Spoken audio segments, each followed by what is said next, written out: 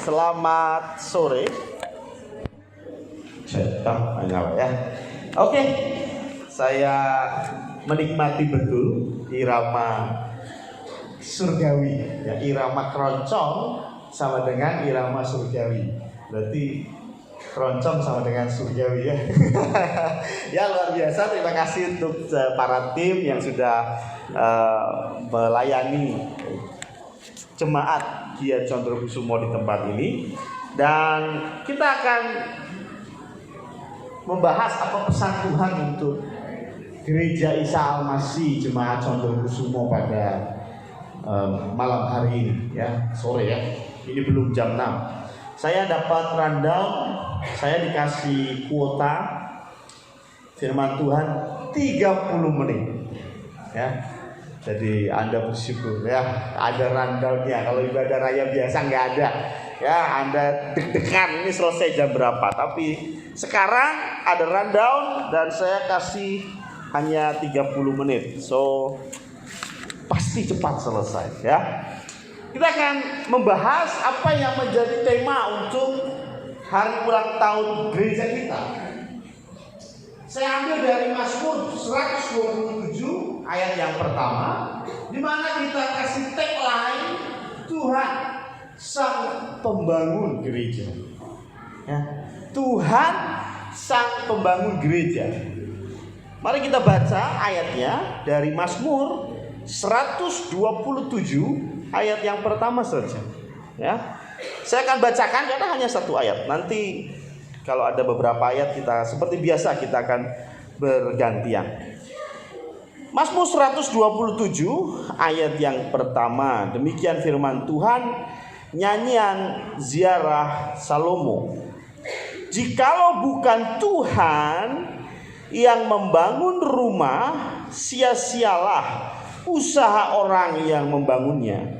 Jikalau bukan Tuhan yang mengawal kota, sia-sialah pengawal berjaga-jaga. Saya ulangi yang bagian A.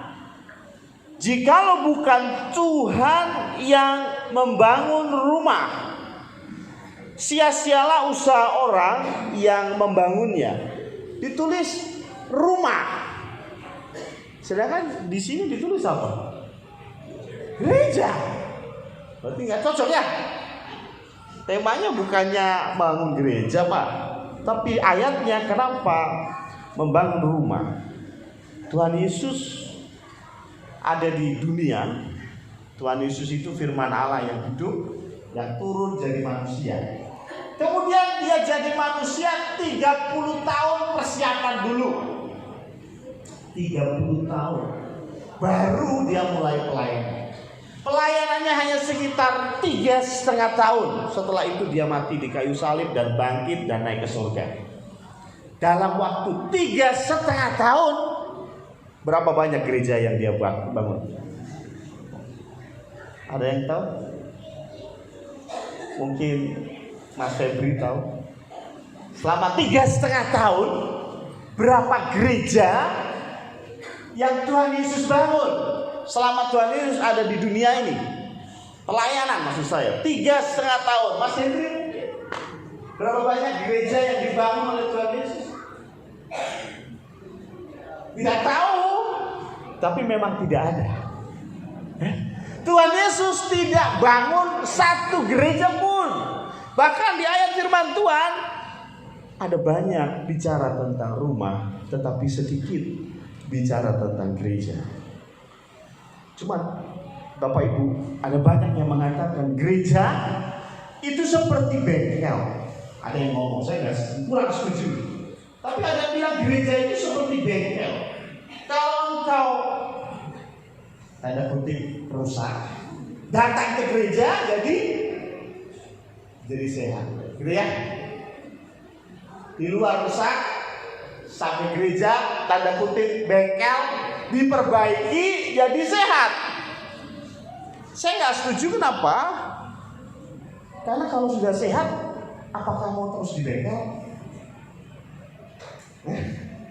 Kalau Anda punya motor nih, motor rusak, Anda taruh bengkel. Kalau motornya udah jadi, udah beres, motornya udah baik, keluar dari bengkel itu, ya. Kalau ini hanya tanda kutip bengkel, maka yang ada di hadapan saya ini, sorry, Anda rusak semua. Karena yang sudah benar tidak mungkin ada di sini. Betul nggak? Kalau gereja adalah bengkel. Tapi yang paling tepat, gereja adalah rumah. Gereja itu rumah. Rumahnya siapa? Tuhan Yesus. Tuhan Yesus nggak perlu rumah. Rumah siapa di gereja itu? Rumah kita. Bilang sebelahnya, gereja ini rumah kita. Ya. Jangan kira langsung, jangan, tapi tidak sini ya. Ya. Gereja berapa? Dokter Cipto itu rumah Anda ya. Ya. Gereja ini itu rumah kita. Ya, ini rumah kita. Saya mau bilang rumah tidak selalu sempurna. Setuju? Mungkin di rumah Anda, siapa di rumah Anda yang rumahnya selalu tertata rapi? Hah? Nggak pernah ya? Jarang ya? Bu Yanti rumahnya tertata rapi? Enggak ya? Mengakui ya. Aduh, serambut tak pendeta ya. Ya, tapi itu rumahmu, betul nggak? Rumahnya Ronald. Nah, rumahmu selalu bersih, tidak ada debu. Tidak mungkin ya. Ya, tapi ketika Ronald merasa sendiri, ketika Ronald merasa lelah, dia pergi mana? Ya, mungkin rumahnya Febri lebih bagus dari rumahnya Ronald. Mungkin Ronald main ke rumahnya Febri, tapi ada kalanya dia bilang, that's it, saya mau balik karena ini bukan rumah saya di sana. Walaupun gubuk reot, walaupun rumah kita nggak teratur, itu rumah kita. Walaupun mungkin orang tua yang ada di rumah itu bukan orang tua sempurna, itu rumah Anda. Sama di sini yang punya orang tua yang sempurna.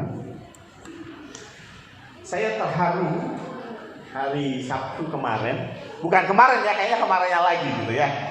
Ketika doa pagi ada penatua Munasia. Dia bertanya kepada putranya yang dikasihi, ibu kekurangannya apa? Ini seorang ibu bertanya kepada anaknya, saya kurangnya apa? Tahu jawaban anak apa? Ibu adalah ibu yang sempurna. Bagi anak-anak kita ini orang tua yang sempurna. Ya. Walaupun mungkin kita berkaca malu sama lihat muka kita, saya ini parah. Tapi Anda tahu di mata anak-anakmu engkau sempurna. Ya. Engkau sempurna. Walaupun mungkin banyak cerewet, mungkin kurang mengasihi, kurang disiplin dan lain sebagainya, tapi itu orang tua anakmu. Anda orang tua anakmu. Jadi ya nggak masalah gitu. Apa ada anak ketika tahu bapaknya nggak sempurna dia bilang, udah saya mau pindah rumah. Tidak. Di dalam rumah, kalau kita bicara rumah, rumah adalah tempat kita melepas topeng. Anda bisa jadi diri Anda sendiri di rumah. Ya. Anda di luar sana mungkin lelah memakai topeng. Ketika hati ini sedih, Anda harus tertawa di depan orang. Saya tahu itu sulit.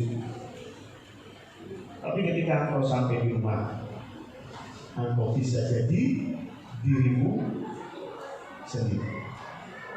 Hei, gereja ini rumahmu.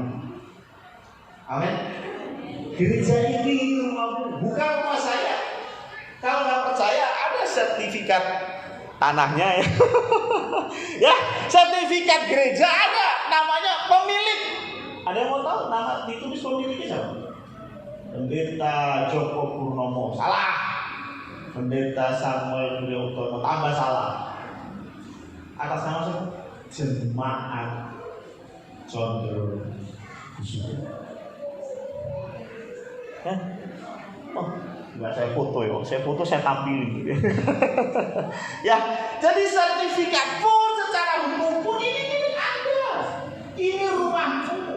Jadi kalau engkau dari tempatmu berada, dari rumahmu yang Anda tinggal, mau datang ke gereja, jangan aku berangkat ke gereja dulu ya, no. Sekali-kali bilang, aku pulang ke gereja dulu ya. Pernah ada yang begitu? Aduh, panggil sama papanya. Pak, aku pulang dulu. Mau tidur. Saya pulang ke gereja. Ya. Saya senang ada banyak anak-anak muda yang datang ke sini tidur di gereja. Ya, walaupun ya oke lah ya. Tapi saya senang. Kenapa? Mereka menganggap ini rumah. Ini rumah kalian. Ya. Kalau di rumah nih, Anda ditegur, apalagi ditegur oleh orang tua, ditegur oleh kakak, marah ya? Mungkin, ya? Mungkin ketika saya SMA, saya keras kepala, sombong, sulit dikasih tahu. Udahlah, pokoknya kalau Anda kenal saya waktu SMA, Anda berpikir ini lebih baiknya orang dicemplungin ke laut. Ya, ketika saya ditegur oleh ayah saya, menurut Anda saya akan happy atau marah? Marah. Tapi saya pindah rumah nggak? Halo, saya pindah rumah nggak? No, rumah saya di sini. Dan saya ingin pindah rumah. Kenapa? Ini rumah saya. Walaupun saya jengkel ketika saya ditegur, saya nggak suka, saya nggak nyaman. Tapi ini rumah saya. Kalaupun sesekali saya banting pintu, saya keluar rumah, saya balik ya.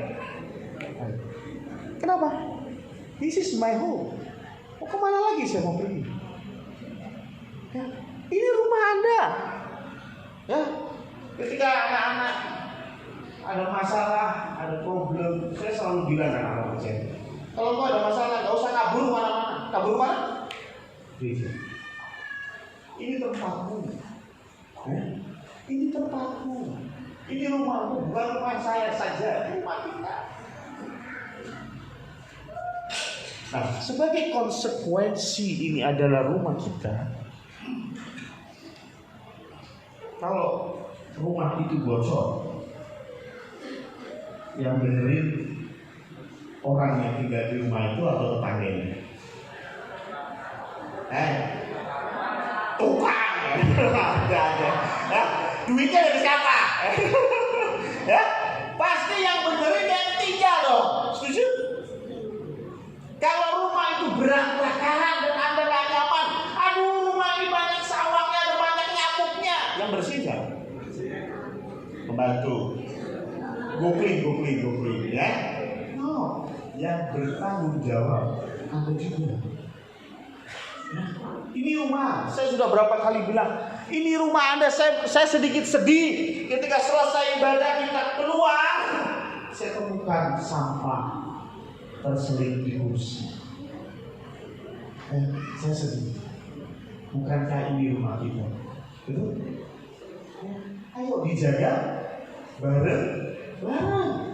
Ini rumah kita. Mungkin kau gak suka dengan orang tuanya yang tinggal di sini, yaitu saya dan majelis. Ya, tapi ingat, ini rumahmu. Mungkin kau ditegur sama Pak Marno selaku penatua, engkau sakit hati, engkau jengkel, it's okay. Tapi pindah nggak rumahnya? Halo, no, ini rumah Anda. Ini rumah Anda. Rawatlah rumah ini. Ya. Dan saya yakin 28 tahun ada cukup banyak badai yang menerpa rumah ini. Ya. Ada banyak badai yang menerpa rumah ini. Maka dari itu kalau sampai 28 tahun gereja ini tetap ada, saya yakin Tuhan yang membangun. Amin. Mungkin di sini ada yang sudah 28 tahun atau lebih ikut gereja ini, lebih lama dari saya. Sudah tahu sejarahnya gereja. Coba hitung, ada berapa badai yang menerpa gereja ini? Banyak.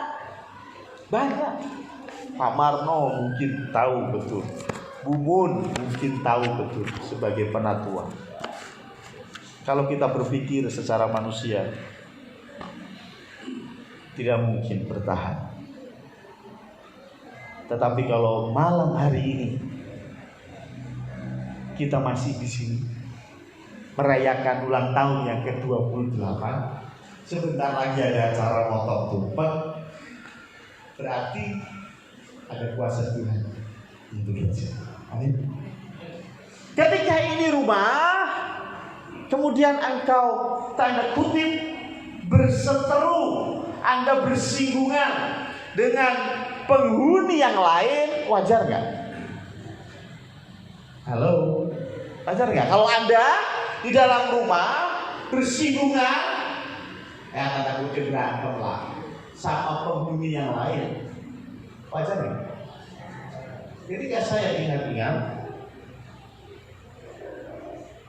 ketika saya empat bersaudara ada di satu rumah,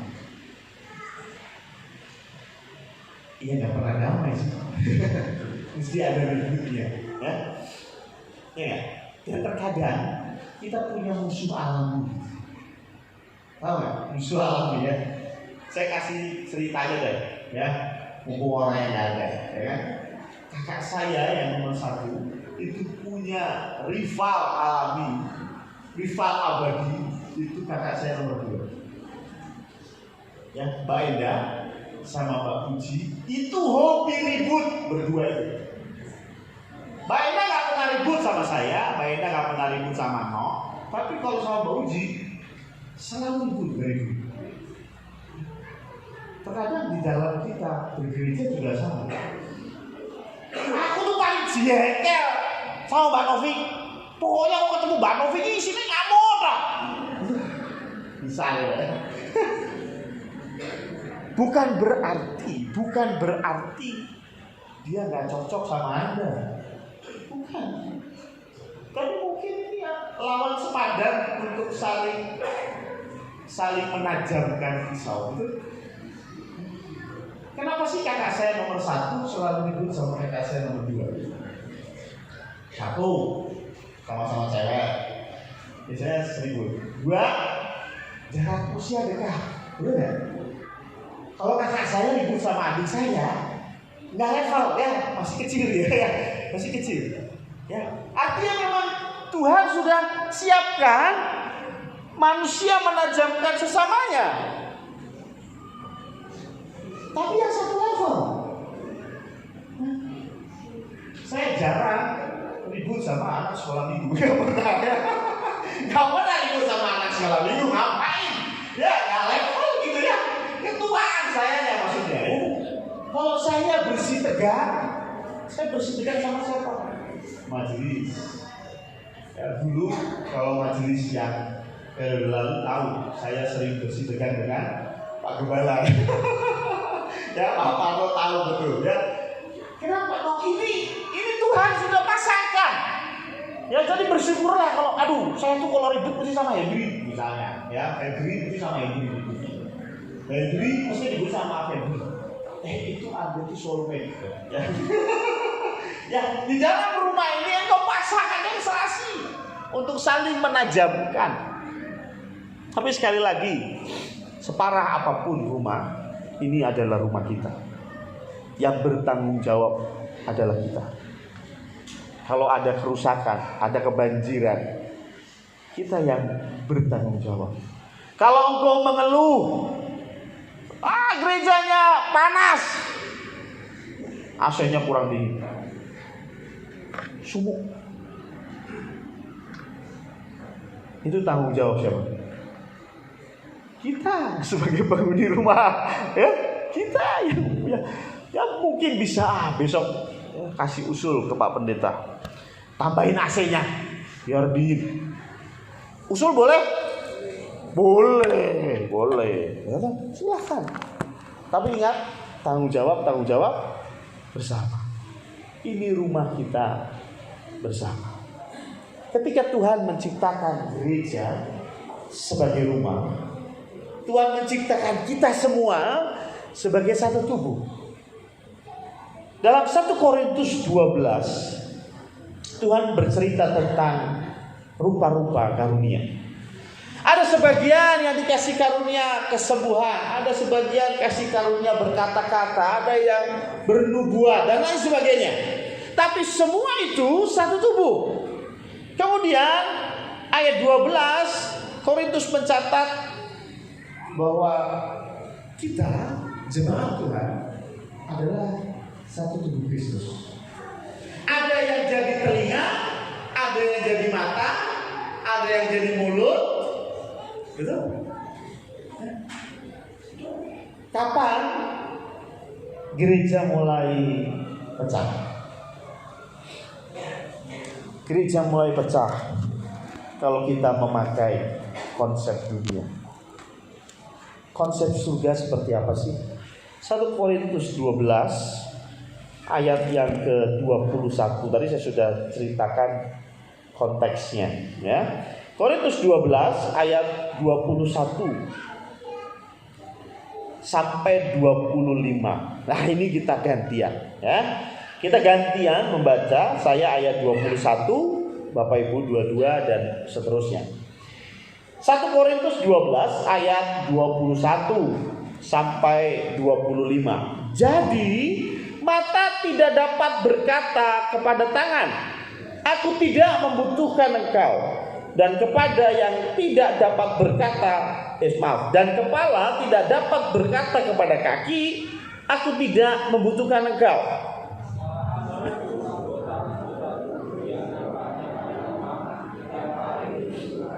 Dan kepada anggota-anggota tubuh yang menurut pemandangan kita kurang terhormat, kita berikan penghormatan khusus. Dan terhadap anggota-anggota kita yang tidak elok, kita berikan perhatian khusus.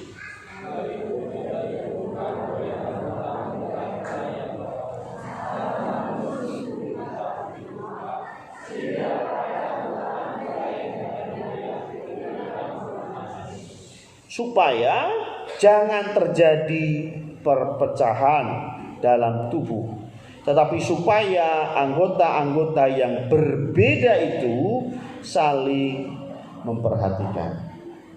Menarik. Dikatakan apa? Dikatakan bahwa kepada anggota tubuh yang lemah, yang tidak elok, yang tidak menarik, harus dikasih apa? Perhatian. Ya. Kalau dunia gimana? Kalau membawa konsep itu ke gereja, ketika engkau di dalam gereja orang yang paling terpandang, mungkin sak gereja yang paling sugih, biasanya berharap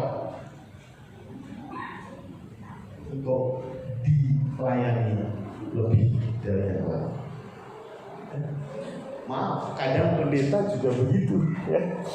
Kalau yang datang nggak punya duit, minta didoain, ini ada janji.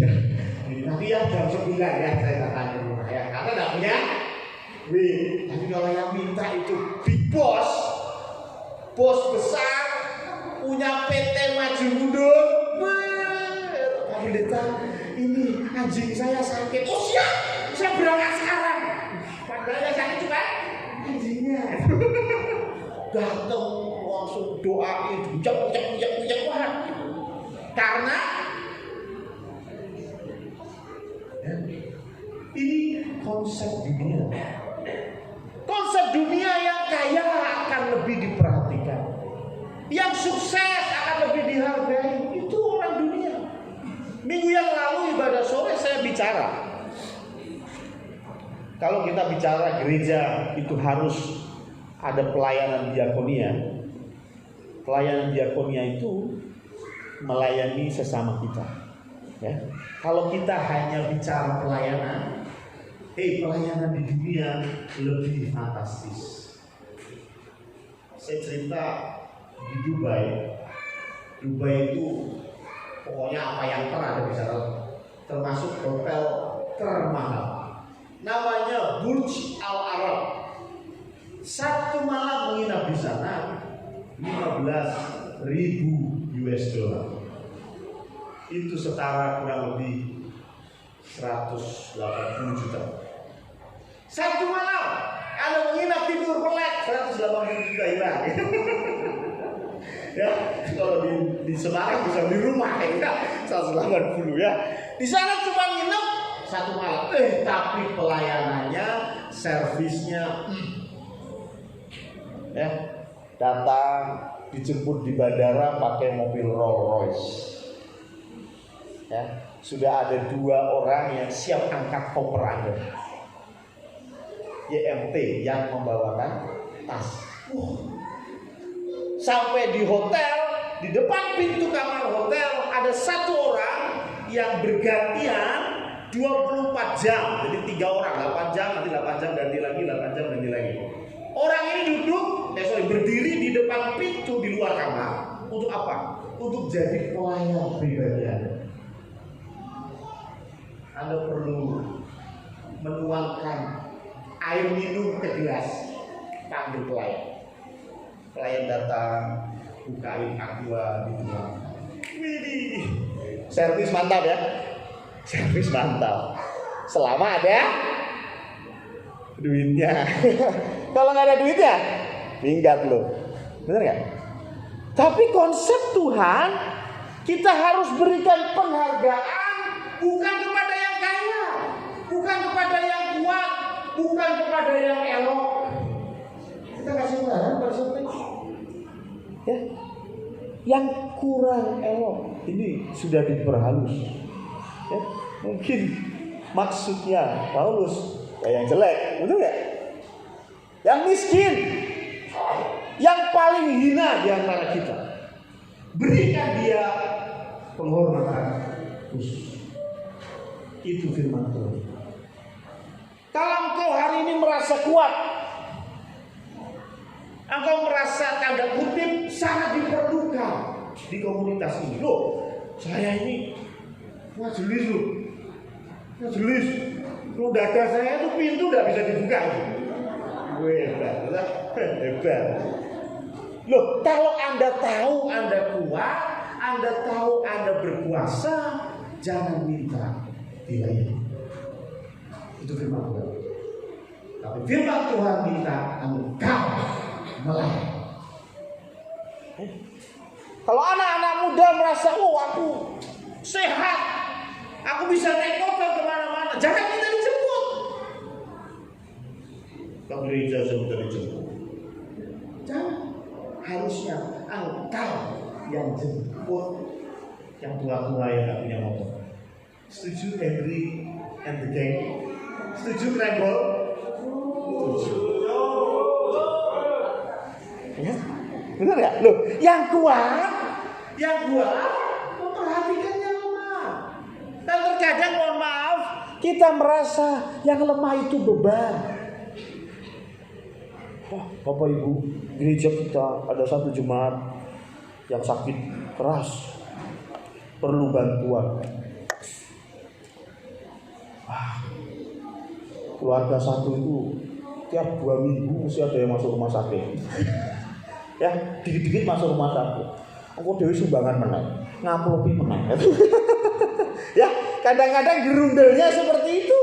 Tapi yang menarik dikatakan bahwa ayat 22, malahan justru anggota-anggota tubuh yang nampaknya paling lemah yang paling dibutuhkan. Saya ulangi ya, anggota tubuh yang paling lemah itu paling dibutuhkan loh. Ya, mungkin kita menilai jemaat satu ini loro-loro nggak mari-mari. Kadang-kadang ngangkat di gereja lorong, ya toh. Wes sudah dikeroi lah, macam-macam itu suwet lah, ya toh. Yang dikebaktian enak-enak bengong, ya toh. Semono lah, seruati, ya toh. Saya mau bilang ya. Firman Tuhan yang bilang, Dia yang paling diperlukan. Bukan saya. Dia yang paling diperlukan. Itu indahnya Tuhan men-setting sebuah gereja. Saya yakin di Giat Dr. Cipto juga ada tanda kutip orang-orang yang lemah. Betul ya? Kadang-kadang kita pikir, wah kenapa sih? Kok satu gereja ini ora sugih kabeh, enak itu.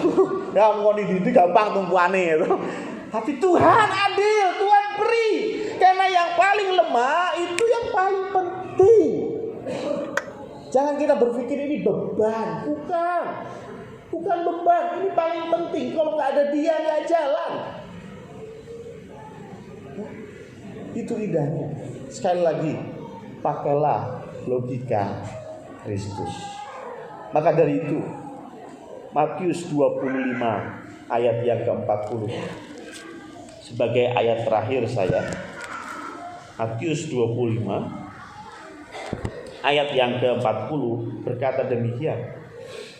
Dan raja itu akan menjawab mereka, Aku berkata kepadamu, sesungguhnya segala sesuatu yang kamu lakukan untuk salah seorang dari saudaraku yang paling hina ini, kamu telah melakukannya untuk aku.